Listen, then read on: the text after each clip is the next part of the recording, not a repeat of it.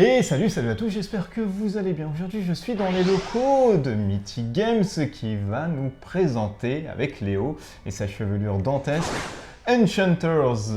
Merci Mousse. Un Kickstarter qui était sorti l'année dernière en VO. Alors, il est sorti même en 2017, il y en a eu plusieurs, mais en effet, l'année dernière, il y a eu un autre Kickstarter. Oui. Et en fait, il fait partie de notre nouvelle gamme qu'on appelle la Phoenix Line. Et qui sont donc des jeux qui sont déjà sortis sur Kickstarter, qu'on a adorés et pour lesquels on estime qu'il y a un plus gros potentiel que ce qui a déjà été fait. Et donc, on a uni nos forces avec l'éditeur original qui s'appelle Guindy pour ressortir ce jeu sur Kickstarter avec une nouvelle extension qui s'appelle East Quest et avec une version française. D'accord, donc en fait c'est de reprendre des projets qui sont anglophones et de les remettre à la traduction française grosso modo. Oui, et après ils iront aussi en boutique. D'accord, ils iront en boutique. Ils iront en boutique. Pour le coup, ça c'est Enchanters, c'est de 2 à 4 joueurs. De 1 à 4 joueurs parce qu'il y a aussi, alors pas dans la version de base, mais si on prend le pledge qui contient tout, ou si on a l'extension Odyssey, il y a une version solo et coop. D'accord, oui, parce que moi j'ai lu la boîte. Voilà, oui, tout à fait. C'est 2 à 4 en principe, mais il y a aussi une version solo et coop. Voilà. Alors, qu'est-ce que l'univers un peu? Qu'est-ce qu'on doit faire? Voilà, l'univers, on joue dans un univers de fantasy. C'est un jeu de cartes, de draft de cartes, très rapide. Très rapide à mettre en place, 5 minutes de mise en place. D'accord. Les règles, ça prend en 5 minutes, on va le voir. Oui. Et les parties, c'est à peu près 20 minutes par joueur. Sachant qu'il y a des options de jeu, ce jeu est rempli de petites règles optionnelles. Combinaisons. Voilà, on se dit, bah tiens, si on veut ralentir le jeu, enfin raccourcir le jeu plutôt. Ralentir le jeu, c'est rare que les gens veuillent le faire. Voilà. Mais si on veut raccourcir le jeu, il y a une option qui permet de jouer beaucoup plus vite. Et même 2 options. Il y a une partie rapide et partie super rapide. Là, on va jouer avec les règles normales pour voir le truc. Alors, le background, dans quelques mots. On est dans un univers fantastique avec différents royaumes. Tout ce qui est très typé Heroic Fantasy. Il y a des elfes noirs, il y a des gobelins, il y a des barbares et des licornes. Tiens, c'est ce qu'on va jouer justement. Mais il y a d'autres choses, il y a plein d'autres royaumes comme ça. Et nous jouons des personnages qui sont dans un village et nous sommes attaqués. Nous sommes attaqués par une horde de monstres issus de différents royaumes. Alors, dans la partie qu'on va jouer, il y a 4 royaumes qui nous attaquent. Il y a un overlord qui coordonne cette attaque. Et nous sommes des enchanteurs. Et donc, nous allons forger des artefacts magiques de plus en plus puissants au cours de la partie, puisqu'on va drafter pour essayer d'avoir les meilleurs objets, les meilleurs enchantements possibles. Et au fur et à mesure de la partie, on va devenir de plus en plus puissant, de manière à combattre les monstres et les éliminer. Et donc déjouer cette attaque. C'est du semi-coop, c'est tout le monde d'un coup. Et voilà, à la fin, il n'y aura qu'un seul vainqueur. C'est un peu du semi-coop. On est tous là pour protéger un village, mais à la fin, il n'y a qu'un seul qui gagne. D'accord, oui, ce qu'on peut voir dans les Legendary, etc. Voilà, exactement. D'accord, ok. Et donc, ce jeu est sur Kickstarter. On a relancé maintenant jusqu'à vendredi. 21h. 21h. Exactement, c'est bien, c'est ça. Vendredi, 21h. Je pense que c'est pas secret de toute façon, parce que on peut parler du ticket d'entrée, combien bien ça sûr, coûte, bien sûr. Beaucoup de personnes se demandent, est-ce que c'est Alors, cher? le ticket d'entrée, la boîte de base qui est la même que celle qui sortira ensuite en boutique, c'est 35 $. C'est même pas des euros, c'est des dollars, donc ça doit faire peut-être 32 € ou un truc comme ça. Le all-in, il contient genre 28 royaumes.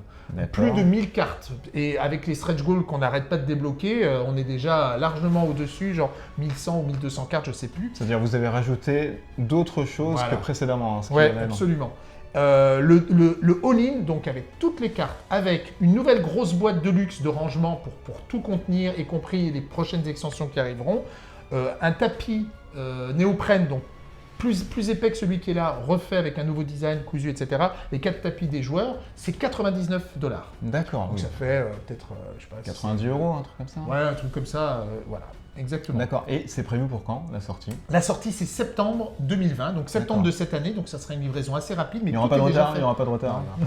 Parce qu'avec le coronavirus, là, c'est fou. Oui, alors d'ici septembre, il n'y aura pas de problème. Et puis, c'est même pas sûr qu'on imprime en Chine, puisqu'on travaille avec Guindy, qui sont des Polonais, et je crois qu'ils imprimaient en Europe. Et donc, même si ce n'est pas forcément le même imprimeur, ce sera peut-être en Europe. Donc, Alors je dis peut-être, je m'occupe pas de la production, hein, donc attention, ce n'est pas un engagement. Il y aura plein de commentaires. Ne c'est venez pas faux, me... c'est voilà. faux, c'est faux, c'est faux, c'est faux.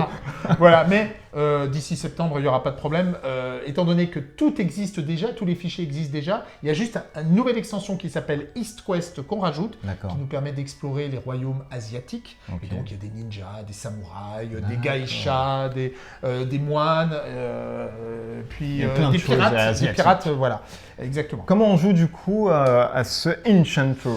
Alors, comment on joue à Enchanters? Eh bien, c'est un jeu de draft. Donc, on va choisir déjà 4 royaumes. Quand on joue à 2, on en prend 2 chacun. Voilà, les 4 royaumes qu'on voit là, qui sont donc gobelins, licornes, elfes noirs et barbares. On aurait pu en choisir d'autres, on aurait pu les tirer au hasard, ce qui fait qu'il y a une grande rejouabilité parce que chaque royaume amène un style de jeu totalement différent et très typé.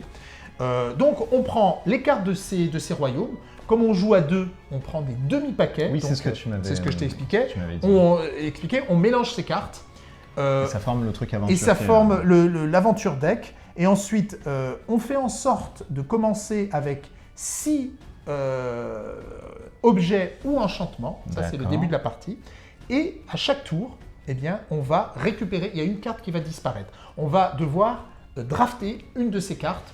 Ou alors faire une action de repos. Donc on a une action majeure, soit dans le jeu draft, c'est-à-dire que je vais sur la route périneuse. Tu achètes une carte. Tu achètes une carte. D'accord, avec les gemmes qu'on a ici. Avec les gemmes que nous avons ici. On commence avec 5 gemmes chacun. Soit je vais acheter une carte et je la prends. Si c'est un objet, je la mets. Ça, là, un objet. Les objets, il y a la petite icône de... comment ça s'appelle? Oui, d'objet. Mais c'est une enclume. Voilà. Oui, voilà, je cherchais ce mot qui ne me revenait pas. Mais fallait me dire, c'était une enclume. Donc, soit on prend l'icône enclume, hop là. L'icône enclume, on le met dans nos objets et on applique. Ici, en fait, voilà, par exemple, voilà celui-ci. Okay. Donc là, j'ai pris un fouet des elfes noirs. On sait qu'ils sont très cruels, très méchants. Ils aiment faire souffrir. Voilà. Donc, je le mets là et j'ai tous les bonus qui sont indiqués sur la carte. D'accord, donc bouclier, défense, j'imagine, et là l'attaque, et avec ça, tu dois mettre des trucs comme ça. Exactement. Oh bah c'est simple. Voilà, c'est super simple. Et tu as un effet spécial. Tant qu'il est visible, tu peux l'appliquer. Si tu achètes un autre objet, il va recouvrir ta carte, et donc le haut de la carte... D'accord. C'est-à-dire si je prends la cape là, l'armure, ça vient recouvrir ça, mais pas ça. Mais pas le bas. Donc j'ai plus de boucliers, avec d'autres boucliers en plus, et des dégâts. Et là tu perdrais un de... donc c'est vachement en fait... Et là tu aurais 1, 2, 3, 4 de défense, tu vois. D'accord. Voilà. Tu vois ici, ok. Voilà. Ok, donc tu vas faire ça. À chaque fois, hein, quand tu achètes, tu remets. Voilà, c'est ça. À chaque fois, tu vas acheter des objets ou des enchantements. Ça marche exactement de la même façon pour les enchantements. Ça va te faire évoluer tes valeurs d'attaque et de défense. Okay. Et à un moment, quand tu vas avoir des monstres, ben c'est pareil. Si tu veux attaquer des monstres, tu payes pour aller... On a un monstre là que tu peux montrer là. Ouais, je peux montrer un monstre par exemple. On a truandé le deck, on vous le dit. Non, on va prendre un monstre du bah voilà, c'est ça, on l'a truandé un tout petit peu. Voilà, par exemple le Minotaure. Tiens, on va le poser là. Voilà.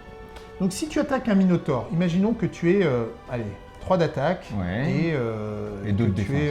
Allez, 1 de défense, voilà. 1 de défense. Tu as 3 d'attaque et pour le tuer, il faut que tu lui fasses 5 de dégâts. Donc quand tu l'attaques, tu es obligé de pouvoir le tuer, sinon tu n'as pas le droit d'aller choisir cette carte. Donc tu peux pas l'acheter alors du coup? Parce que non, tu achètes pour aller le combattre, le droit d'aller le combattre. Et ensuite, il faut que tu puisses le vaincre. Ah oui. Donc là, tu n'as que 3, ça suffit pas. Mais si tu as des gemmes, tu as des actions, une multi-action qui te permet de dépenser des gemmes pour augmenter ta valeur d'attaque. Tant que tu te restes des gemmes, tu peux faire plus que ce que tu devais faire. Donc là, la multi-action du village qu'on a choisi, elle te dit pour 2 gemmes, je rajoute 1 point d'attaque. Donc si je dépense 4 gemmes, et 5. Voilà, 4 gemmes, je gagne donc 2 d'attaque, j'ai à 3, 3 et 2, 5. Et ensuite, même si tu l'as tué, lui t'inflige ses blessures qui sont là. Il riposte. Il te fait 2, moins ta défense, moins 1, donc tu te prends une blessure. Voilà, tu as une blessure, et là, tu l'as gagné, tu as le droit de le rajouter à côté de tes 2 autres... Et il te donne des points de victoire. Et il te donne des points de victoire, 4. Celui qui a... Alors, à la fin du jeu, tu additionnes tous les points de gloire que tu as eu grâce à tes monstres ou même à tes objets. Il y en a qui donnent des points de victoire. Bien sûr. Et imaginons que tu aies 18 points de victoire. Tu retires les points de blessure que tu as eu. Donc là, j'ai eu 1. Donc 18 moins 1, ça fait 17. C'est tes points de gloire. Celui qui a le plus de points de gloire à la fin, c'est le grand enchanteur à qui on érige une statue. Et les trompettes. Des trompettes et qui sera, voilà, dont la légende sera racontée pour les siècles à venir. Exactement. Bah, c'est très simple. Je pense qu'on a tout dit. Hein, parce que on a pratiquement tout dit. Le reste, je pense qu'on peut le voir directement sur la partie. Oui, parce que c'est une vidéo explicative. Et juste pour vous teaser, parce que c'est un peu Netflix sur la chaîne, et ben, on vous renvoie à la prochaine vidéo qui va arriver aussi. On fera un début de partie ou peut-être une partie complète si on a le temps. Mais en tout cas, vous allez voir une bonne vingtaine de minutes. À bientôt.